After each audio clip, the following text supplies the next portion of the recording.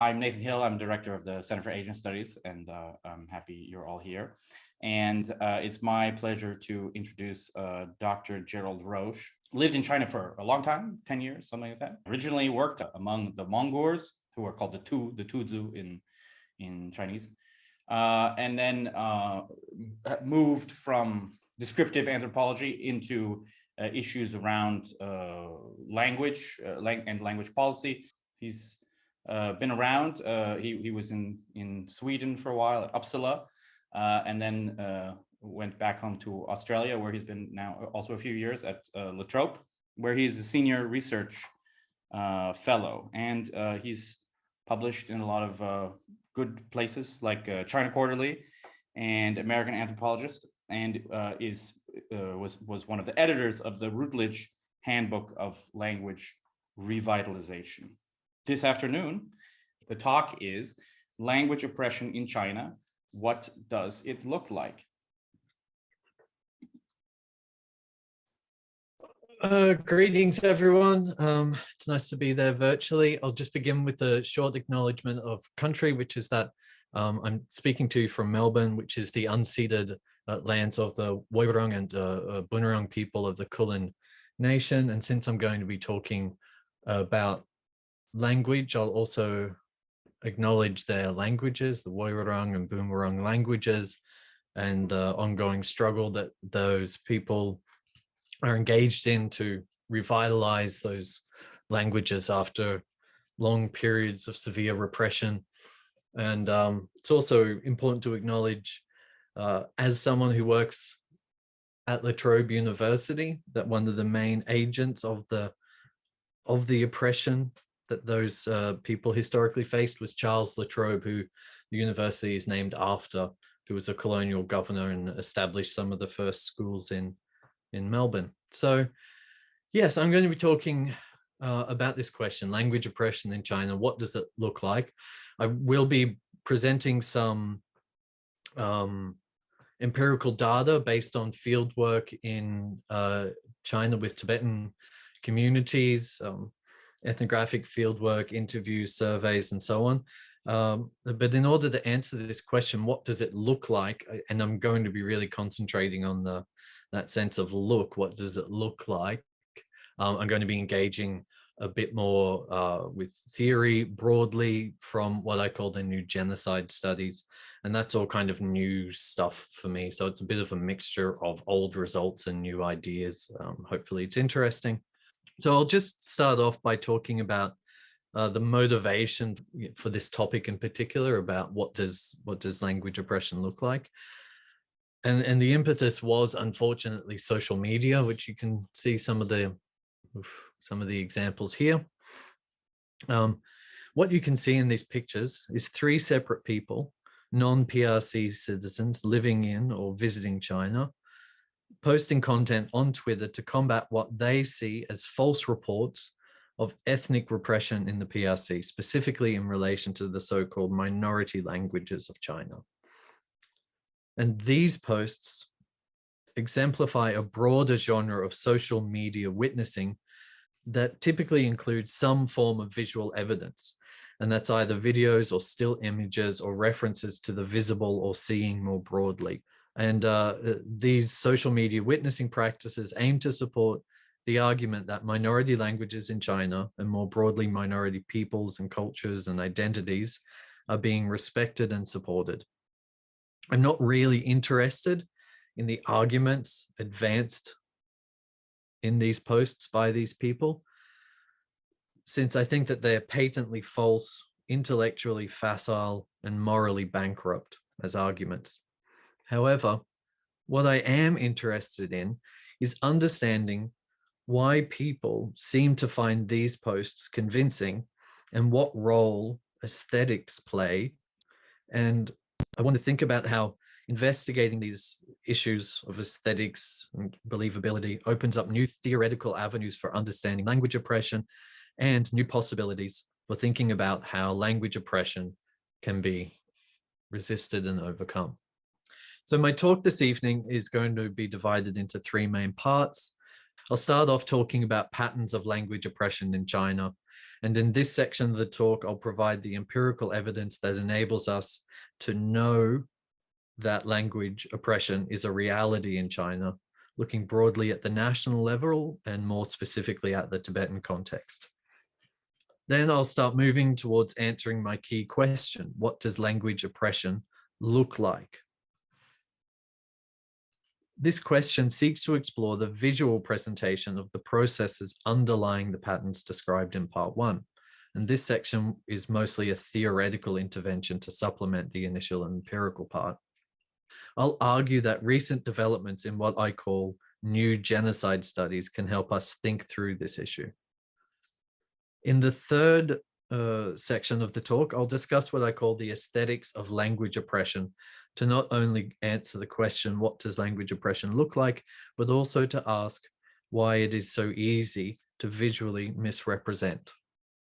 Let's start by looking at patterns of language oppression in China. It's probably useful for me to begin by explaining what I mean by language oppression. So language oppression, when I use that term, I'm referring to coerced language shift that leads eventually, if left unchecked, to the elimination of a language.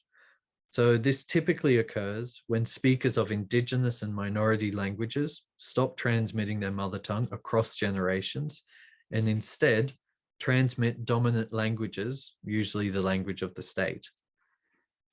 We know that language shift is occurring through an analysis of patterns of intergenerational language transmission. And we can understand if this shift is coerced through a historically grounded analysis of relations of power that come to bear on decisions around language transmission from the standpoint of the affected population. So, what do we know about language oppression in China? It's difficult to directly study or find information about language oppression defined in the terms that I've laid out in China for what should hopefully be pretty obvious reasons. However, we do have a proxy indicator in the form of language endangerment, which is basically just a depoliticized rendering of the idea of language oppression. Like language oppression, language endangerment is evident when rates of intergenerational transmission of a language decline, but this model stops short of looking at the political drivers of this process, whereas language oppression centers the political drivers of declining intergenerational language transition. So, although we lack any broad understanding of language oppression in China, we have some good estimates of language endangerment. And in a variety of sources from people working in China and outside China, what we see repeatedly is that it's estimated that about half of China's languages are defined as endangered. That means that half of China's languages are today being spoken by fewer and fewer people, a process which, if allowed to continue, will lead to half of China's languages disappearing. My assertion is that this pattern is driven fundamentally by political factors, by implicit and explicit policy, and could be arrested tomorrow if there was sufficient political will. These endangered languages are therefore oppressed languages, so half of the languages in China are oppressed. So a cornerstone of the work that I've been doing in this area is the suggestion that a key driver of this language oppression is erasure. What I'm referring to here is the refusal of the state to recognize the existence of most of China's languages, which manifests as the insistence that what are in fact independent languages are actually, from the view of the state, only mere dialects. And through this definitional sleight of hand, the state is able to justify denying the material and institutional support that languages need to produce and reproduce themselves. So out of a total of perhaps 300 languages in China, the state only recognizes some 56 languages that deserve the constitutionally guaranteed freedoms of use, development, and so on. Meanwhile, All other languages in China are abandoned to the destructive forces of state building, economic development, modernization, and assimilation.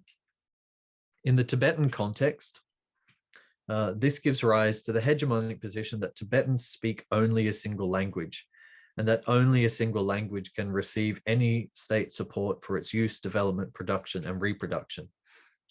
The reality, however, documented by linguists and recognized also by the Tibetans themselves in their practices and in their language ideologies, is that Tibetans are a multilingual population. So with the linguist Hiroyuki Suzuki, I conducted a survey of available literature on languages that are spoken by Tibetans but erased by the state. And we found that in addition to Tibetan, around 30 distinct languages are spoken. And I'll be referring to these as Tibet's minoritized languages. Okay, so what do we know about language oppression amongst Tibet's minoritized languages? I'm going to zoom in to talk about these languages now. Several years ago, I undertook a survey of linguists and community members who work with or speak these languages. I had to rely on the language of language endangerment in this survey. But as I explained earlier, I think this acts as a proxy indicator for language oppression. I was only able to collect information on about 20 of the approximately 30 languages spoken by Tibetans in China. And the results from this survey suggest that all of these languages are endangered to some degree, varying degrees of endangerment, some more so than others, but all of them can be described as endangered. That means that all of them appear to have declining rates of intergenerational language transmission.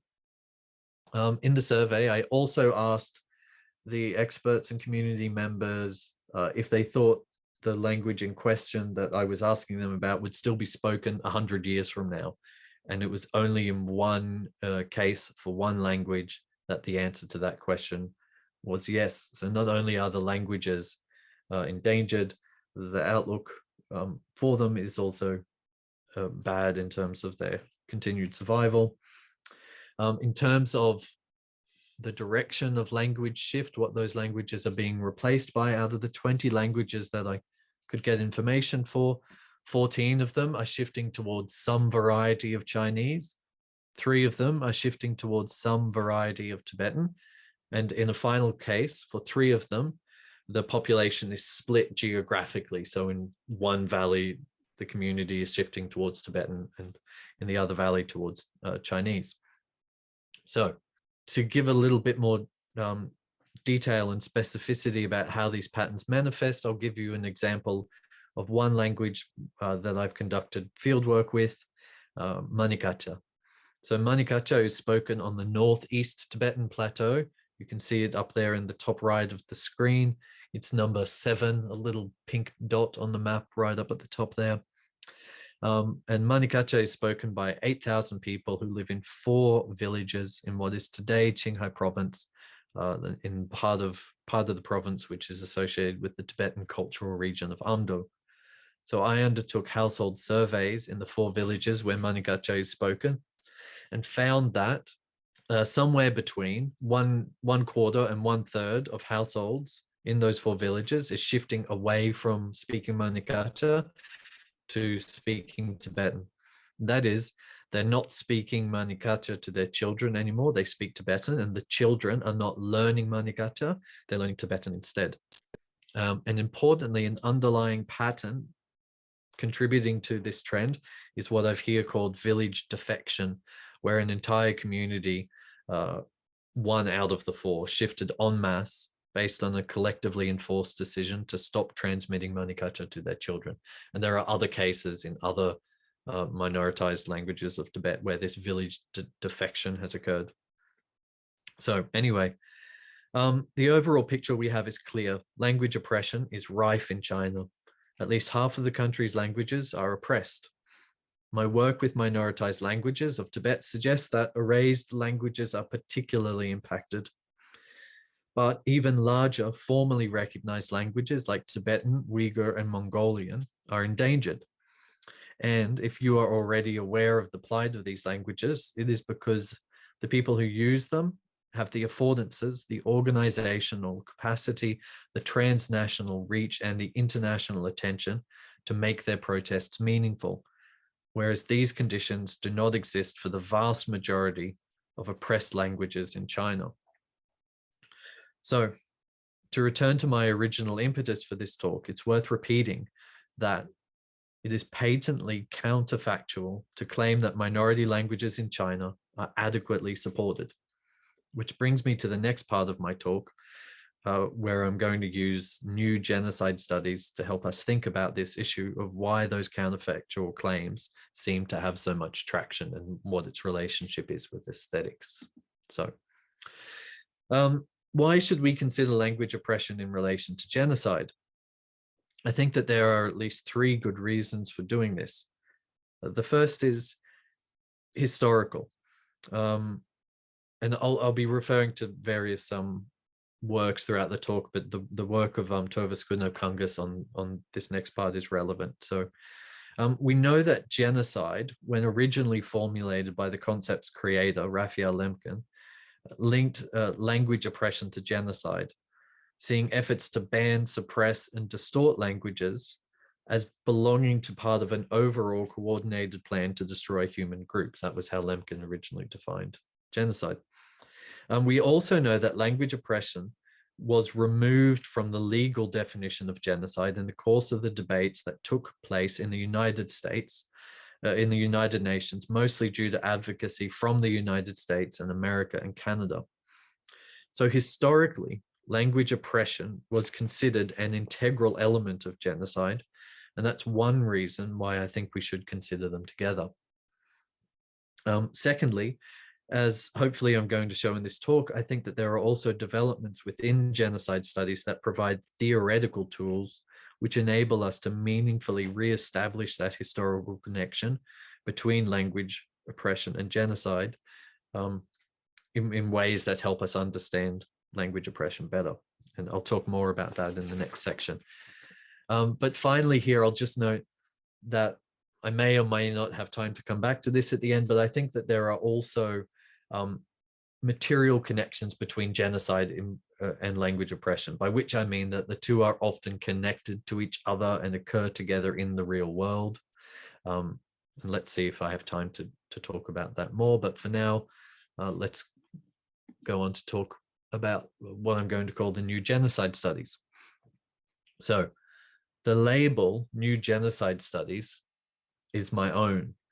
Different authors call this scholarship different things. So for example, Benjamin Mikes refers to this scholarship on this concept as a social genocide approach, whereas Dirk Moses refers to a post-liberal approach to genocide. I'm going to be casting a wide net here and bringing together diverse scholarship and schools under the label New Genocide Studies, but I think that the following list of attributes justifies bringing this work together as a body. So what brings this literature together? The first feature is that these studies of genocide attempt to move beyond a focus on the Holocaust as the paradigm of genocide, and in doing so also aim to refute the idea that genocide is reducible to mass murder. An important aspect of such studies is a retelling of the history of the drafting of the Genocide Convention and the role that the Holocaust paradigm played in helping various actors reduce Raphael Lemkin's rich, complex concept of an integrated plan of group destruction to a focus on mass killing. Importantly, new genocide studies scholars have examined how a focus on the Holocaust and an emphasis on mass killing renders other forms of genocide invisible. So for example, David Stannard, author of the book American Holocaust, has claimed that the idea of Holocaust uniqueness functions as a form of genocide denialism, denying the ontological status of genocide to other atrocities. So the second feature here is the goal of interrogating and revealing the links between genocide and colonialism. We see this not only in David Stannard's work that I've just mentioned, but also in a book by Ward Churchill called A Little Matter of Genocide, and a recent book by Damien Short called Redefining Genocide, amongst others. Instead of thinking about the Holocaust and mass killing as paradigms of genocide, from this perspective, we're encouraged to look at how differing techniques of eliminating human collectives have been associated with different sites, types, and moments of colonialism. For example, in the classical settler colonial context of Australia, Canada, the US, and so on, as well as in the exploitation colonies throughout Africa and Asia. So in these efforts to move beyond the Holocaust paradigm, to shift away from a focus on mass killing and to center the relationship between genocide and colonialism, new genocide studies has involved efforts to completely rethink the concept of genocide itself. This has included efforts to redefine what it is that lies at the heart of genocide, such as work by Claudia Card to redefine genocide in relation to the concept of social death. This scholarship has led to new explorations of who can be victims of genocide beyond the Genocide Convention's narrow focus on national, ethnic, racial, or religious groups, to ask, for example, whether political groups or specific genders can be targeted. Originally, in the UN convention drafts, linguistic groups were included as potential and legitimate targets of genocide, but they're no longer considered as such. Anyway, there is also an exploration of the different mechanisms used to pursue genocide other than killing, seen, for example, in Helen Fine's concept of a genocide by attrition and related concepts, increasingly expressed with reference to Rob Nixon's idea of slow violence and Lauren Bellant's work on slow death. And we also see scholars looking at different ways that genocide causes harm. For example, this is evident in recent work by Benjamin Mikes on genocide and the brain. Finally, we see explorations of how the perpetrators of genocide are identified, attempting to move beyond a narrow focus on evil individuals, such as, which is an approach advocated in Alexander Lavin Hinton's recent book, It Could Happen Here, White Power and the Rising Threat of Genocide in the US. Instead, efforts are typically made to identify or to provide structural explanations for genocide. And these approaches include historian Tony Barter's concept of relations of genocide and the genocidal society, Mark Levine's assertion that genocide is inherent to the modern nation state and the contemporary world system, or Leo Cooper's assertion that the United Nations and the Genocide Convention itself imply a right of all states to commit genocide. So that's very briefly the new genocide studies. So I think very broadly that this new genocide studies literature raises a host of important and challenging questions that we should be thinking about in relation to how we understand language oppression. However, right now, I just want to focus on one very small moment in this vast literature from a fantastic book by Benjamin Mikes called The Politics of Annihilation. Here, he talks about how the Holocaust paradigm imposes particular aesthetic expectations on how we think about, perceive, and even act against genocide.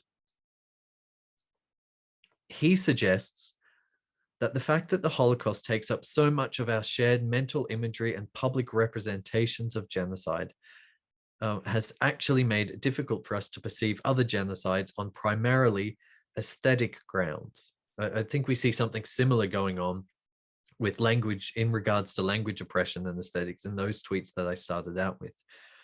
There seems to be an unacknowledged aesthetic profile that we think language oppression should conform to. And when cases of actually existing language oppression fail to live up to that template, we fail to perceive it as language oppression.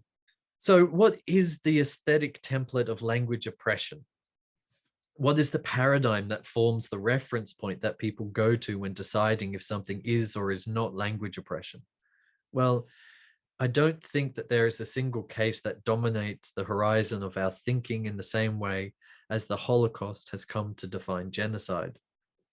However, I do think that there are certain aesthetic features that I think people expect language oppression to have, and certain visual templates that they're expected to follow. I think the aesthetic expectations lead people to think it should look something like these images. So here on the left is a person wearing the Welsh knot, which, as I'm sure you would know, was a device used to punish people for speaking Welsh in school and to enforce an English-only environment, and which was part of a broader program to oppress and eliminate Welsh. We see in the top right here a picture of an African slave muzzled in a cruel and shocking manner. This image was used to accompany a recent article on the topic of necrolinguistics by Professor John Muganey from Harvard to represent the figurative muzzling that accompanies language oppression. And although this kind of muzzling did indeed happen, it played no actual role in language oppression. This image is therefore a potent aesthetic model of language oppression without having any actual connection to practices of language oppression. In the final image there in the bottom right, of course, we see a Nazi book burning. And I think that this is also aesthetically how language oppression often appears in our collective representations. That is, it appears as explicit, violent, hateful destruction. So what all these images have in common is an assumption that language oppression should be visually striking, it should be spectacular, violent, and unambiguous. Pauline Wakeham, in her article called The Slow Violence of Settler Colonialism, Genocide, Attrition, and the Long Emergency of Invasion, gives us a striking metaphor that captures these sort of aesthetic expectations. To borrow her words, I think we want language oppression presented visually in such a way that it comes to us as a smoking gun on a silver platter. If this is what people are looking for aesthetically when they look for language oppression, what does language oppression actually look like? This brings us back to the question in the title of my talk, which I'll now attempt to answer. What does language oppression in China look like? So, to begin with, language oppression is sometimes, often, invisible. It doesn't look like anything. There's nothing aesthetically at all to appreciate. This is particularly true in relation to what I described earlier as the erasure of languages in China. Languages that are erased, like the Manikacha language, aren't visible anywhere. Although speakers have developed a writing system for this language, you will not see it on signs or printed in books or on the internet or on Chinese banknotes and so on, because the state actively opposes its presence in public. And this is the case for not just all of Tibet's minoritized languages, but actually, in fact, for the vast majority of languages in China. Not only will you not see these erased languages, but you will also most certainly not hear them anywhere. You won't hear them on TV. You won't hear them on the radio. You won't hear them spoken and taught in schools or overhear them in government offices. This is because their erasure also excludes them from all of these contexts. So aesthetically, these languages, these erased languages, present as invisibility and silence. And that is what language oppression in China looks like for the most part. However, at the same time, language oppression in China is also sometimes messy. I don't know if this is the right word here, but by that, what I mean is that language oppression is shot through visually, aesthetically, with contradictions that make it difficult to form a clear, definitive picture of what is going on. So, for example, in the case of written Tibetan, there are indeed Tibetan street signs. There is a Tibetan internet. There are Tibetan bank telling machines. There is a Tibetan publishing industry, and there is Tibetan, indeed, on the national currency. There are Tibetan TV stations and DVDs and radio stations. You can even hear the language being used and taught in schools. None of this tells us that intergenerational transmission of the language is secure. None of this tells us that the language is not oppressed. That's what I mean by messiness. A language can still be visible and oppressed at the same time. And indeed, in the case of Tibetan, that's exactly what is happening. So just to give, I guess, a visual representation of those two different categories and how they interact, you can see this picture here of this neon lit Tibetan building here. This is a museum which is built in the town of Rebgong. And on the museum, you can see the Tibetan script at the top in bright neon lights, the Chinese script underneath it, larger, more visible. The lights on the Tibetan script you can see in the middle there have broken. No one cares, it doesn't matter. There's an obvious iniquity in the way that those two languages are presented, which is indicative of the oppression that Tibetan faces. There's messiness there, though, in that the language is visible but oppressed at the same time. What we can't see, what you don't see in this picture, is the Manikacha language. This building, this museum, the square in front of it, the place where the children are playing, is built on land that was compulsorily acquired by the local state from a village where Manikacha is spoken. That sovereignty, if you like, has been obliterated, visually erased, and the language has also been visually excluded along with it. And that's the way in which erasure manifests as invisibility.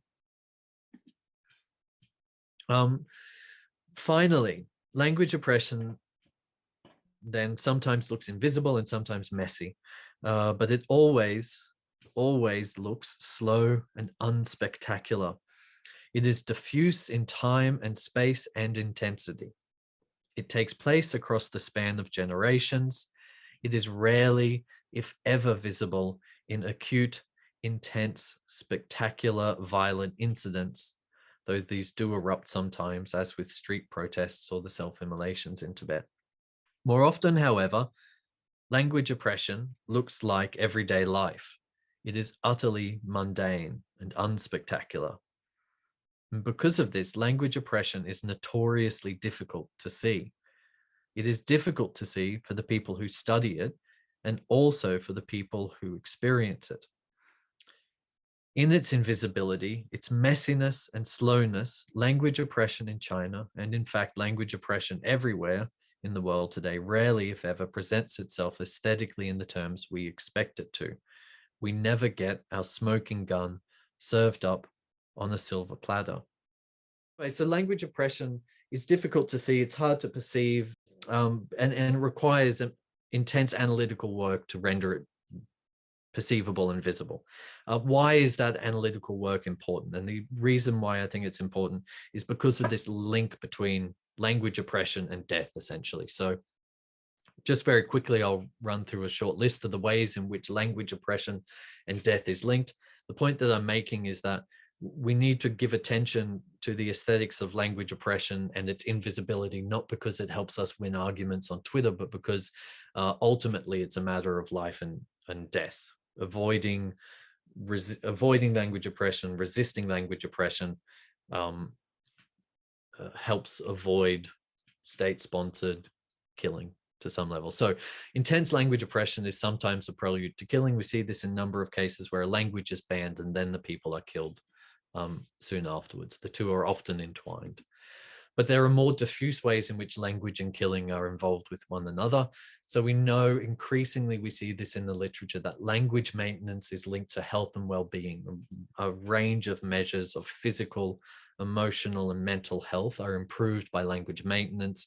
And by extension, this suggests that language oppression is also bad for people's health. It makes their lives poorer and shorter. We also have research from translation studies and multilingualism and communication studies that shows that oppressed languages, which are typically excluded from major social institutions and planning initiatives and so on, they're typically excluded from critical services like health and disaster response. And this leads to increased rates of sickness and death amongst people who use those languages. So taken together, those three factors, they produce what I refer to as a necropolitics of language oppression, which links language oppression, physical death, and the destruction of human groups. And that's why we need to do the analytical work to make language oppression perceivable. Okay, thank you. Thank you very much for this talk. There is already one question that I will slightly paraphrase. So you mentioned this Mark Levine who tied genocide or language oppression to the nation state as a social political form.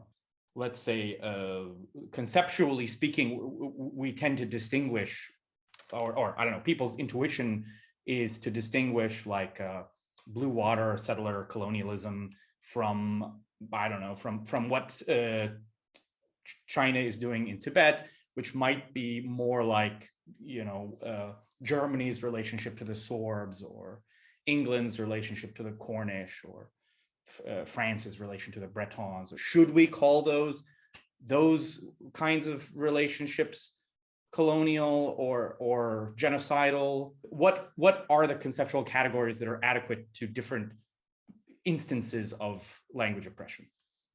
Yeah, like this analytical separation between nation state building and colonialism, I enjoyed observing the messiness between those two things. Like many of you would be familiar with this book, Peasants into Frenchmen, by Eugene Weber, which is a classical work on nation building from the perspective of modernization theory, where all of these French peasants didn't speak French, and then they had to because of modernization, the rails, the roads, the labor markets, and so on. And there's this fantastic moment towards the end of the book where he's writing, and Frantz Fanon has just published The Wretched of the Earth, and he's saying, this looks a lot like colonialism. And people in France, these policymakers at the time, they would refer to these Breton peasants as savages, and they would explicitly compare colonialism and nation building. And maybe we should do this because maybe France is just a big colony united by a single block of land. And then he decides not to do that. He just sort of steps away from it and says, like, well, actually, I think Fanon's overblowing it a bit. And whereas I think that like that analysis is correct, that state building through nation building is colonialism, right? So those things are a spectrum of each other. You mentioned blue water colonialism, and this is, blue water, like this idea of the salt water theory is a fiction which enabled certain countries to retain colonial possessions that they wanted to keep a hold of, right? So if you look at the debate through the United Nations, the Belgians realized that they were going to lose their territories, and so they proposed this idea that, well, decolonization will mean also breaking up the states that colonialism created, right? Because if you're talking about the self-determination of peoples, those colonial nations were just random lines drawn around peoples, and so they needed to be liberated from them. The Belgians were very magnanimous in suddenly deciding that they loved freedom after murdering 10 million people in Central Africa. And so that led to this principle of that, well, then it's only colonialism if it goes in a boat. And that was promoted by countries like America and Australia in the United Nations because they did not want to be dismantled by the United Nations, right? Which is exactly the same reason why they opposed the inclusion of language and other aspects of cultural assimilation in the genocide conventions, right? On the one hand, there's that analytical connection between nation state building and colonialism, which we need to not think about them separately in some ways. But at the same time, I do also think it is really important to look at the different forms of colonialism and the way that they operate. So for example, settler colonialism is absolutely and importantly a distinct form of colonialism that we have to think about differently from, exploitation colonialism in India, for example. And you see the importance of this analytical distinction when people talk about China as a colonial state, right? China is a colonial state, but we can't just simply describe it as settler colonial, which is what people are increasingly doing. We see this in reference to Xinjiang, which is correct. We see this increasingly with reference to Tibet, which is not so correct. So on the one hand, I think that we need to say that nation states and empires are the same thing, but at the same time, I think we need to separate them out. So then a very concrete question, which is when we talk about people switching to Chinese, there are lots of different kinds of Chinese. What does that mean, switching to Chinese? Yeah, so it's different in different contexts. So for example, in Sichuan, Western Sichuan, people would be primarily switching to some kind of Sichuan Chinese. In Qinghai, they would have in the past been switching to Qinghai Hua. Increasingly, I think what you're seeing is that you're getting teachers coming through that have Putonghua as their strongest language. And so I think that you will start seeing a shift to Putonghua instead of those regional Chinese languages. And part of the reason for that is that those languages are also themselves being replaced by Putonghua, right? So there's work on this, on the loss of Sinitic languages, shifting towards gradually a complete eradication of languages like Qinghai, which is absolutely a unique language of that area due to prolonged contact with Tibetan, Mongol, and Mongolian. I wanted to ask about the understanding of, I was interested in that survey you conducted with speakers of these, kind of unrecognized languages and their expectation that they're disappearing.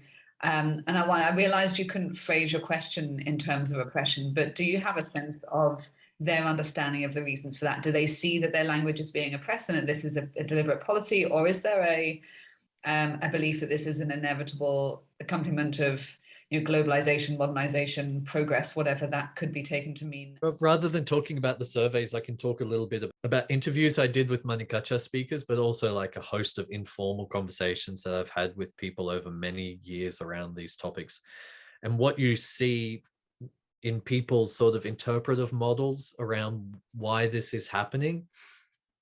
So on the one hand, you see this idea of what I call false protagonists, where it's like the something is eating the language, right? The globalization, the modernization, and these recourses to these sorts of arguments are extremely common, right? The language is disappearing because the city is getting bigger. The language is disappearing because the economy is developing. The language is disappearing because the nation is becoming rich, right? This kind of inevitabilism driven by false protagonists. But then at the same time, especially this came out when I was doing interviews with Manikacha speakers, you have this recourse to just complete social Darwinism, which expresses a form of politics in a way that is politically safe in China, which is that this is just the nature of things. The weak are defeated and destroyed by the strong, right? So Manikacha speakers would say, would express this idea that the Chinese oppress the Tibetans oppress us. That's how it is. What are you going to do? Right. And the same people would express the same ideas. So this like crystallization of language real politics with this complete deferral of agency and responsibility and inevitabilization just at the same time constantly. So there's a question kind of along similar lines that, again, I'll sort of paraphrase in my own way, which is it's unlikely that the political circumstances are concretely imaginable, in which Mane Kacha would be a language that international diplomacy and scientific research and that sort of thing would happen in. Maybe something better than what is happening on the ground. I mean, let's just say bracket what I mean by better, but is possible, but only within certain kind of material constraints. And that's people's intuition when they talk about the inevitability of progress, right? Yeah. So like in response to that, I would say that like I perhaps gave this sense in the talk, and you certainly get the sense from reading literature on language endangerment and language oppression that languages are these inherently fragile things that will just go away in a whiff of smoke. But we actually have really good evidence from places like where I am that there is this remarkable robustness in languages where they live on in different forms that people don't expect. People have charted these complex decay paths of languages, right? Like what used to be called language obsolescence, the way that it's kind of like, whose paradox is it? Zeno's paradox. It never ends. You always have to destroy 50%. The language half-life means that it never gets destroyed. So that's true. And that's important to acknowledge. But like the broader point is that what you're saying is that, okay, without substantial state changes in the material conditions, something is going to happen and something bad is going to happen. And that is true, right? Without substantial change in the material conditions of people who speak these languages, the political and material conditions, these languages, like that half-life process is going to happen. And that half-life process is violent and destructive.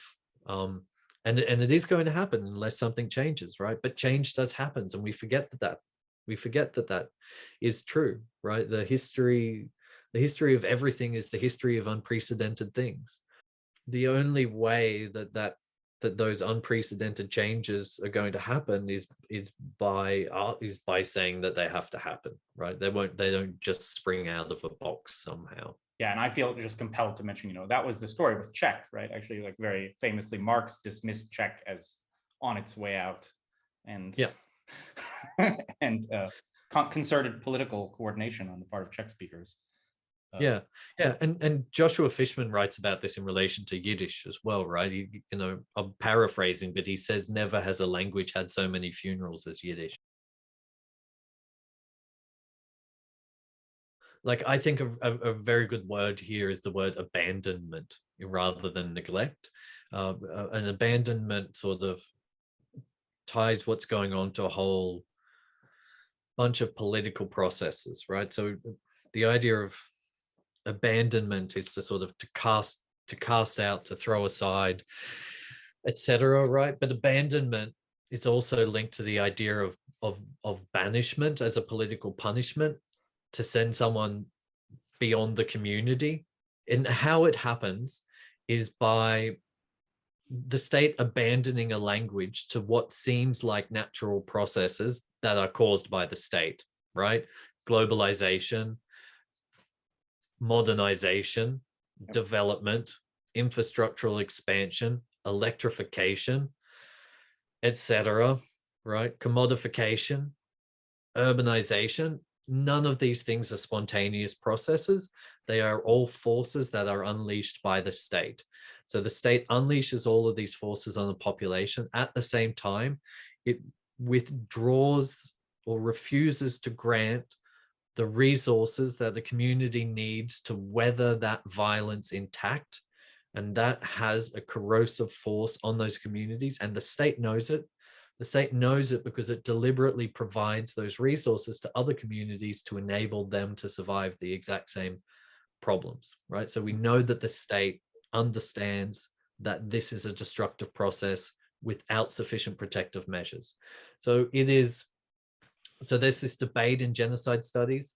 So genocide studies addresses all of these issues. This is what I mean by the new genocide studies, is that it looks at these kind of processes where the destruction of human groups is via abandonment rather than direct violence, if that that distinction is important.